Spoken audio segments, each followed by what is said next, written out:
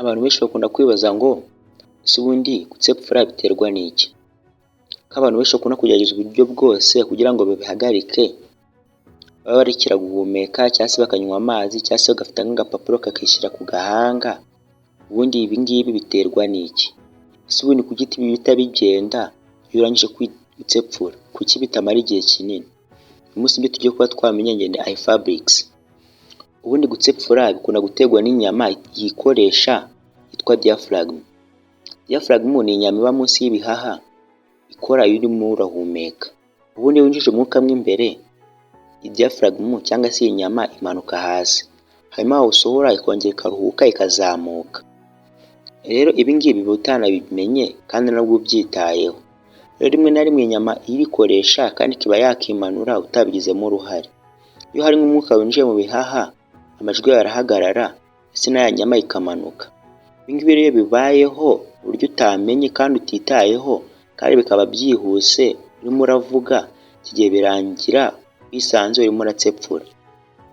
Ijwi wumva ntabwo riva mu nda ahubwo riva mu muhogo wawe. Kimwe mu bintu bitera abahanga bavumbuye ni ukurya vuba. Ubundi iyo uriye vuba bivuga ko winjiza n'umwuka vuba mu nda, kandi uko winjiza umwuka vuba mu bihaha nako kigiye birangira haje umwuka utari ukenewe urenze uwari usanzwe, bityo bikaba byatuma diaphragm itangiye kugenda imanuka inazamuka ku muvuduko mwinshi. Ibinyobwa bimwe na bimwe nka soda ndetse n'amafanta amwe n'amwe ashobora kuba yatuma mu gifu habonekamo umwuka mwinshi cyane ndetse n'amagaze menshi, bishobora kuba byatuma igifu gitangira kugenda gikora mu buryo budasanzwe ndetse na diaphragm igatangira kugenda imanuka inazamuka uburyo butari bumenyerewe. Si n'ibyo gusa kuko no kurya ibiryo birimo urusenda akenshi byanabitera, kuko urusenda rushobora kuba rwagira ingaruka ku tunyangingo ndetse n'uturemangingo tujyanye n'ubwonko, bityo utu turemangingo tuba dufashe kuri iyi nyama ya diaphragm rushobora kuba rwatuma itangira kuyikoresha mu buryo budasanzwe.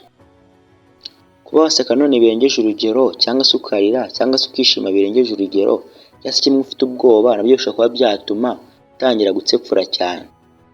No kuba hakiyongera ubushyuhe cyangwa se bukagabanyuka cyane mu gifu bishobora kuba byateza kino kibazo, nko kuba wanywa ibintu bishyushye cyangwa se ibintu bikonje cyane.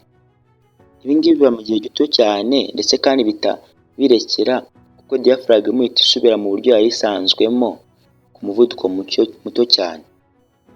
Ubundi akenshi ibi ngibi nta n'ikintu bigiraho ingaruka ku muntu kuko ni ibintu bisanzwe bibaho mu buzima busanzwe. Kuba warekera guhumeka cyangwa se ukanywa amazi bishobora kuba byafasha kuko ibi ngibi bigabanya carbon dioxide mu maraso cyangwa se bikaba byafasha diaphragm kuba yaruhuka ku muvuduko wihuse cyane. Gusa ibi ngibi ntabwo bihora bikora buri gihe cyose. Iyo bikomeje kuba mu gihe kirenze amasaha 48 biba byiza ugiye kwa muganga kuko hari ikintu kinini biba byangije ku bwonko ndetse no ku igogora. Mu gihe rero cyose uramutse usanzwe uri kwitsepfura cyangwa se urimo uratsepfura, bimenye yuko ari ya nyama ya diaphragm urimo urabigiramo uruhare.